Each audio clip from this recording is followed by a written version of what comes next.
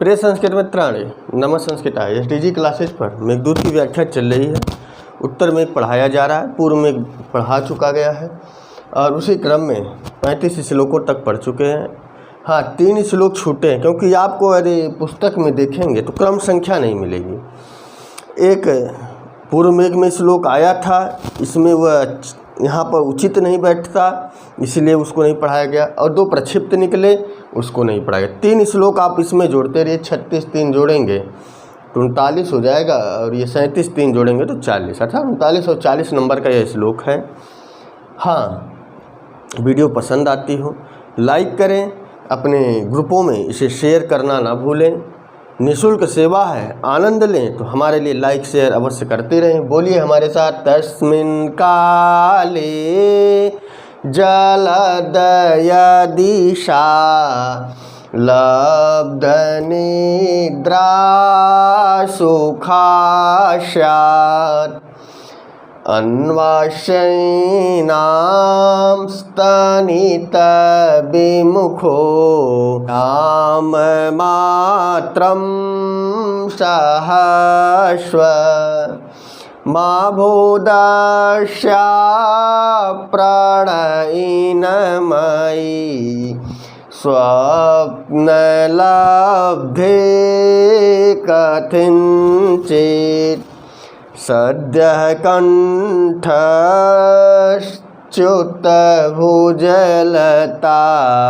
ग्रन्थिगाढोपगूढम्।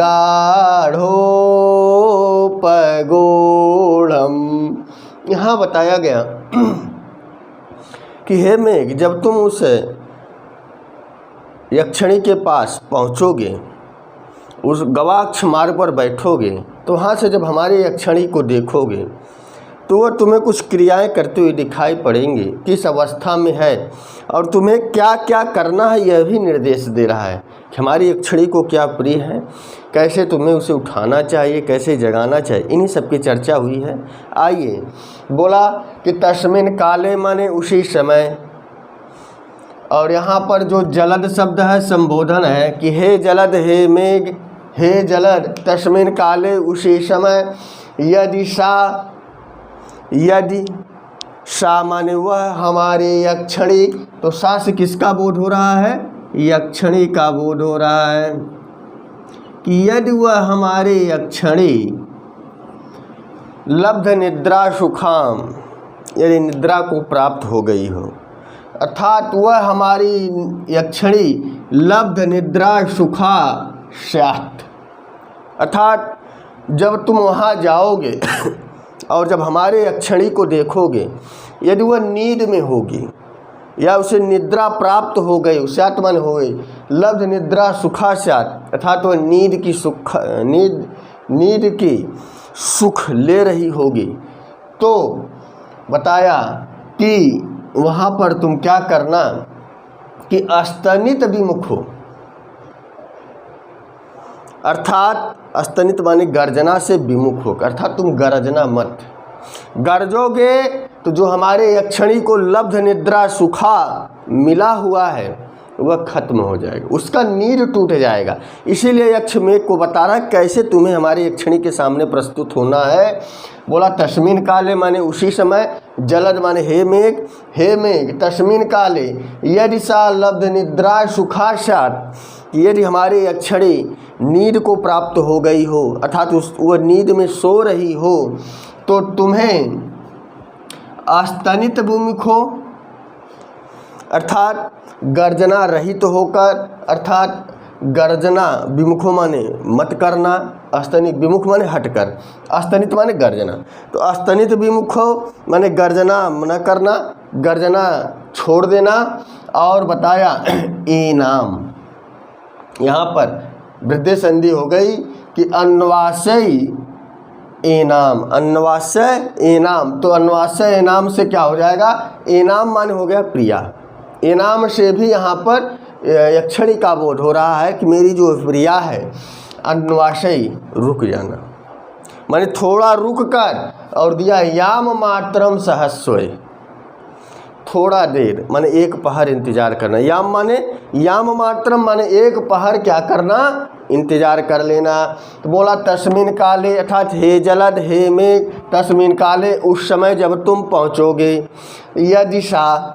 यदि वह यक्षणे लब्ध निद्रा सुखाशात, यदि वह नींद को प्राप्त हो गई हो अर्थात उससे नींद आ गई हो तो तुम अस्तनित विमुख है, गर्जना मत, अर्थात गर्जना से हट जाना, गर्जना को मत करना।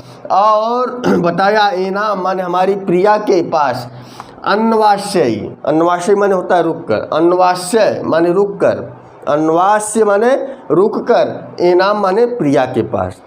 तो अन्वाश्य एनाम हमारी प्रिया के पास रुक जाना, मतलब थोड़ी देर ठहरना। कितनी देर? तो आगे लिखा है कि याम मात्रम, अन्वाश्य एनाम याम मात्रम सहस्व, हमारी प्रिया के पास एक पहर तक रुकना अर्थात 3 घंटे तक रुकना। क्यों रुकने के लिए कह रहा है? नीचे की लाइन में बताया कि माँ भूदश्या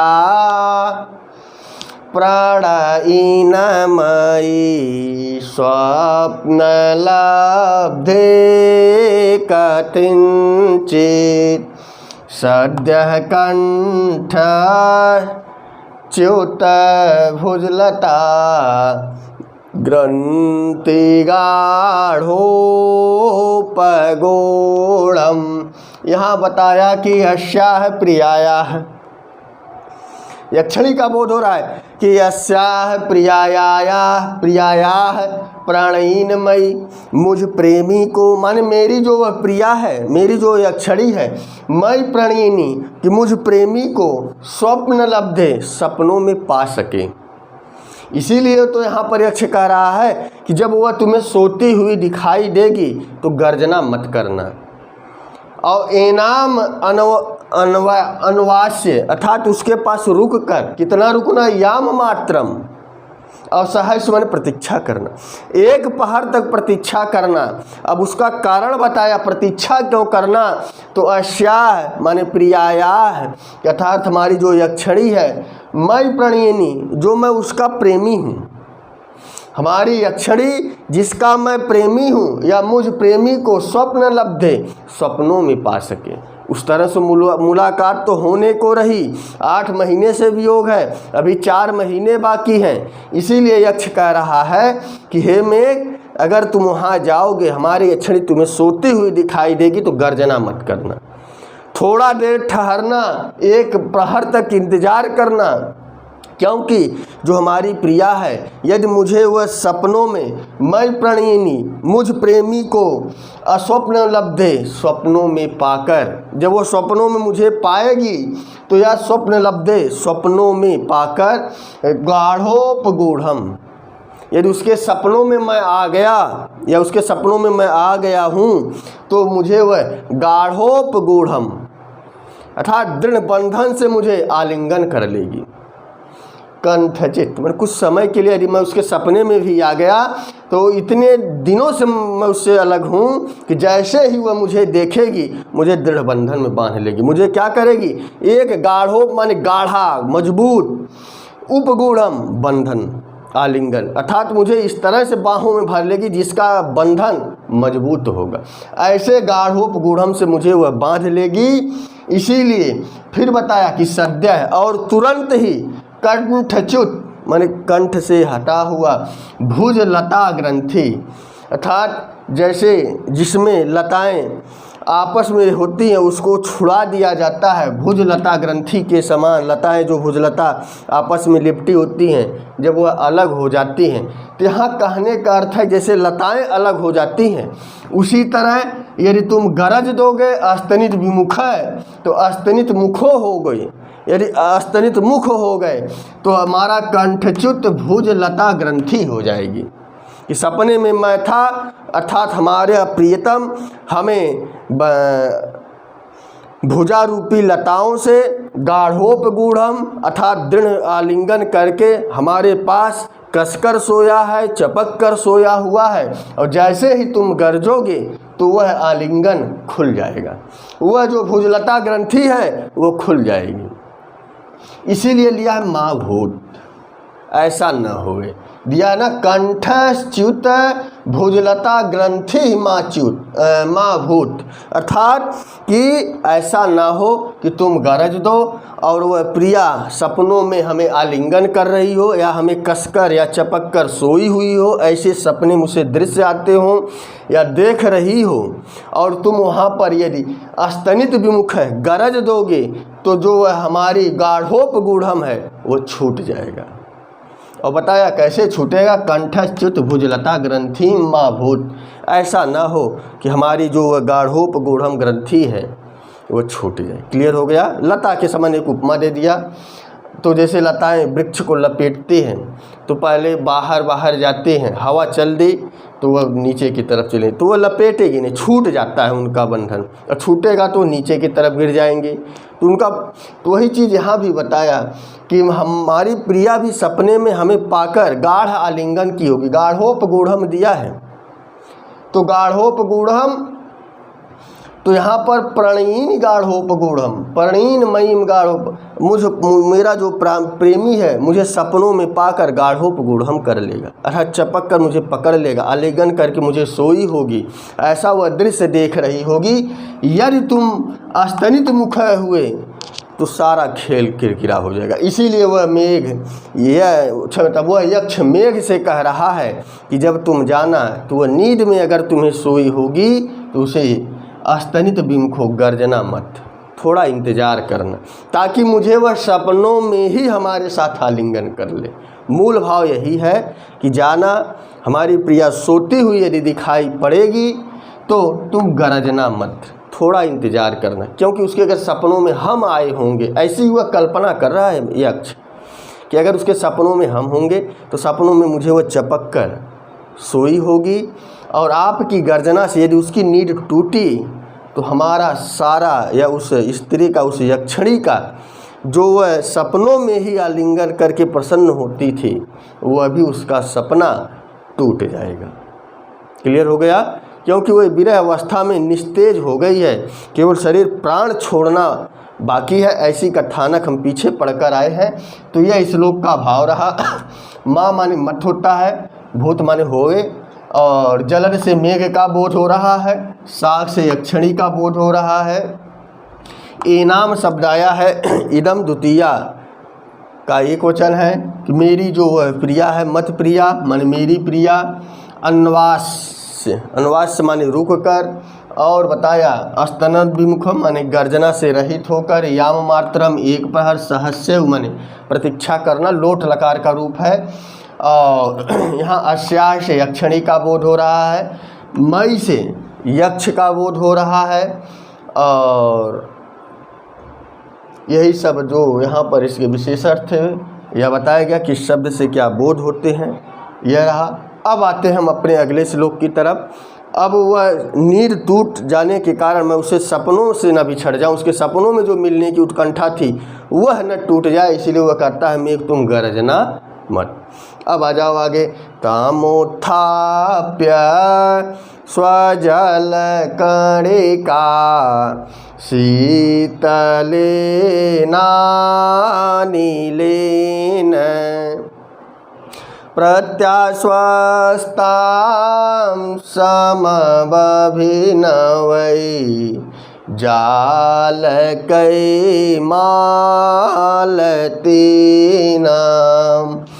विद्युद्गर्भहस्तमितनयनान् त्वत्सनाथे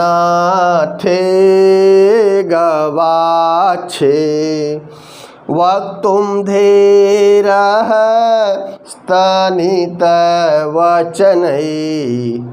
माननीं प्रक्रमेथा।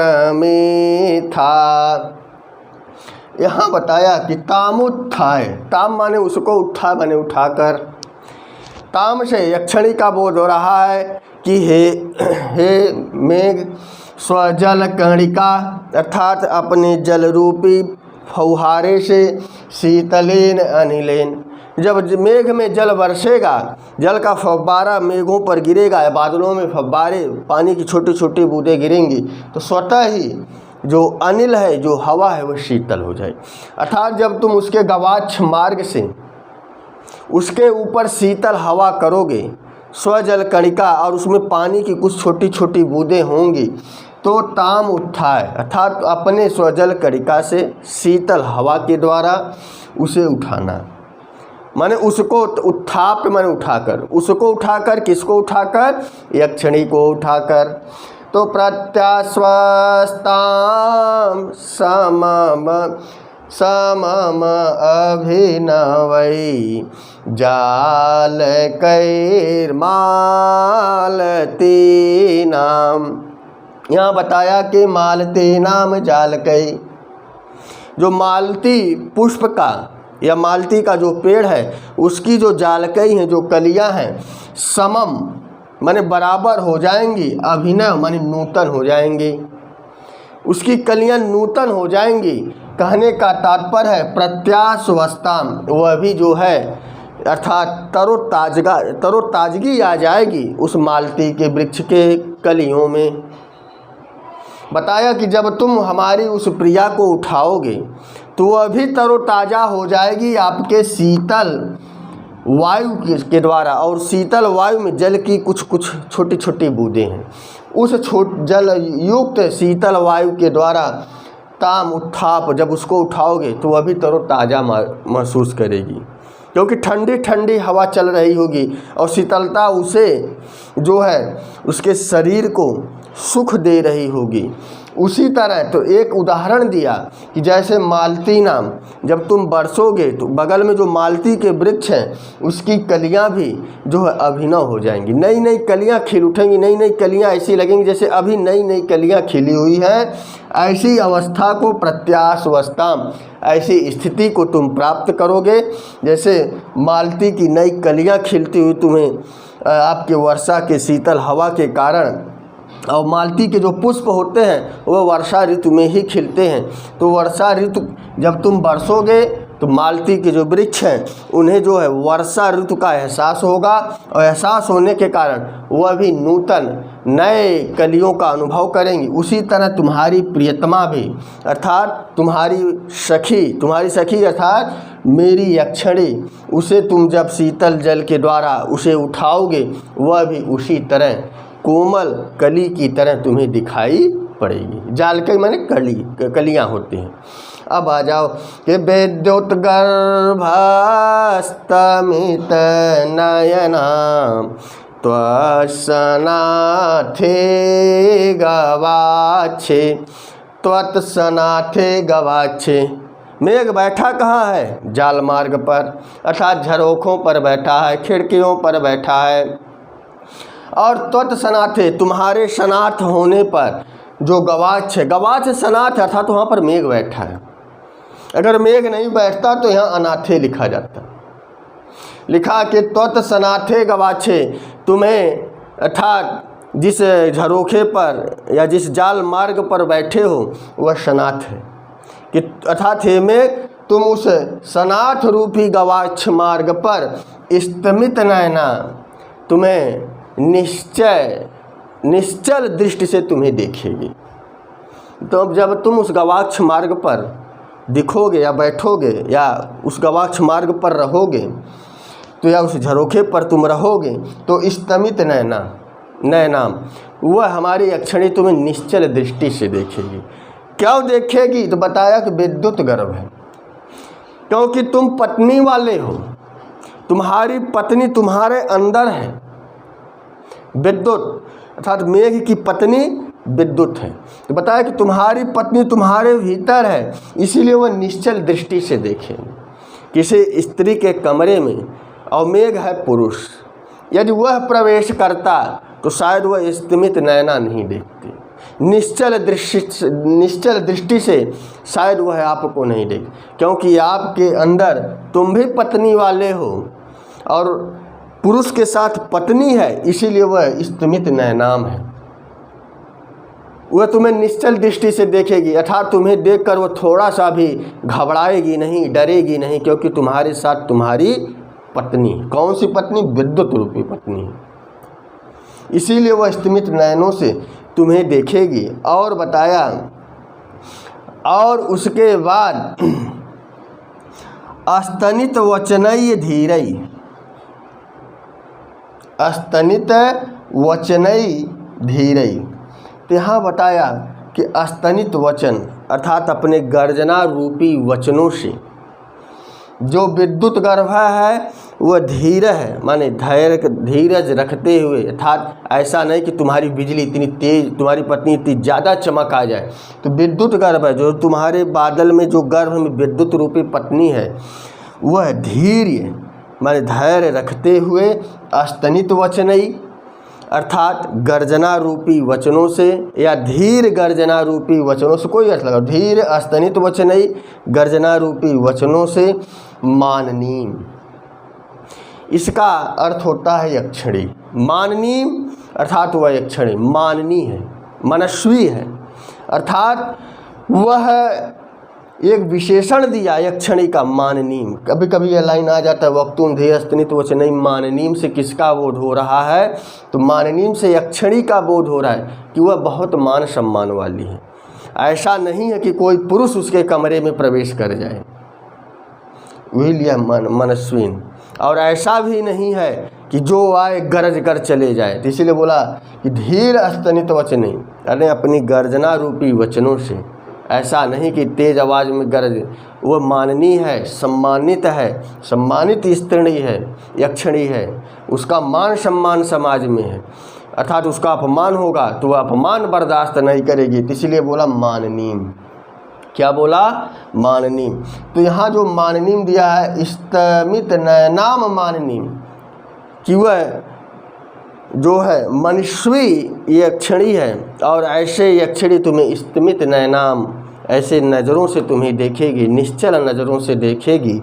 और उसके बाद वक्तुम प्रकमेथा, उसके बाद तुम अपने ढेर गर्जना रूपी वचनों से वक्तुम बोलना, प्रक्रमेथा माने प्रारंभ करना।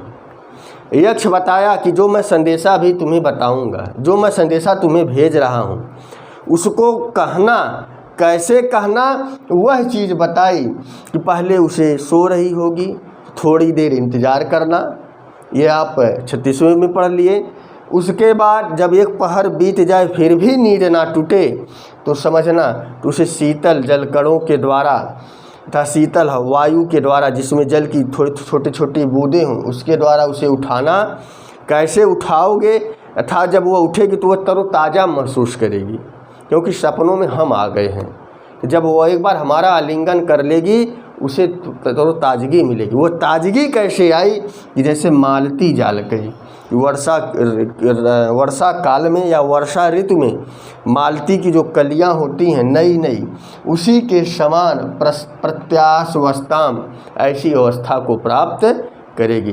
तो प्रत्याशवस्थाम काम, किसके समान? उस मालती कली के समान हमारी प्रियतमा तुम्हें तरोताज़ा दिखाई पड़ेगी, क्योंकि सपनों में मुलाकात हो चुकी है, इसीलिए तो वो तरोताज़ा दिखाई। इसीलिए तो यहाँ पर उदाहरण दे दिया। मालती नाम जाल कई कहने का क्या अर्थ हुआ कि जैसे वर्षा काल में मालती के पुष्प खिलते हैं तो जो कलियाँ होंगी उसी कली के समान अभिनव, नई नई कली जाल दिया, अभिनवई जाल कई, नई नई कलियों के समान प्रत्याशवस्थाम, अवस्था को प्राप्त करेगी।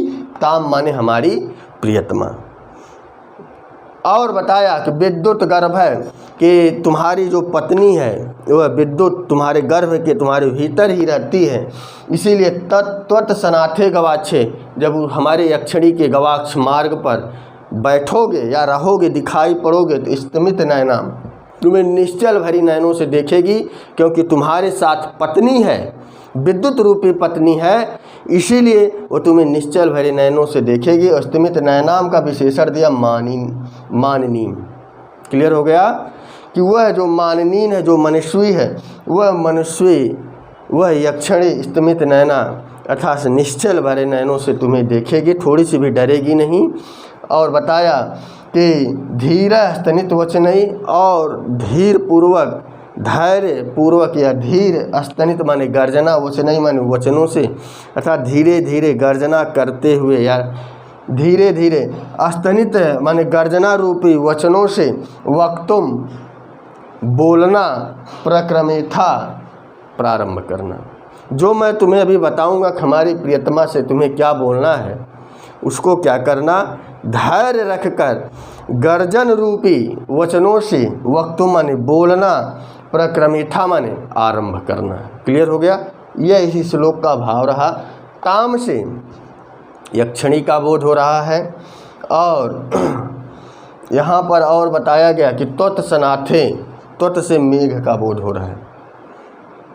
गवाक्षे कैसा है, मेघ से परिपूर्ण है, इसीलिए वह गवाक्षे त्वत् सनाथे। गवाक्ष क्या है, सनाथ है, किसके कारण, मेघ के कारण, इसीलिए त्वत् से त्वत् सनाथे गवाक्षे में त्वत् से किसका बोध हो रहा है, तो मेघ का बोध हो रहा है। इसी तरह से आपको प्रश्न मिलते रहेंगे।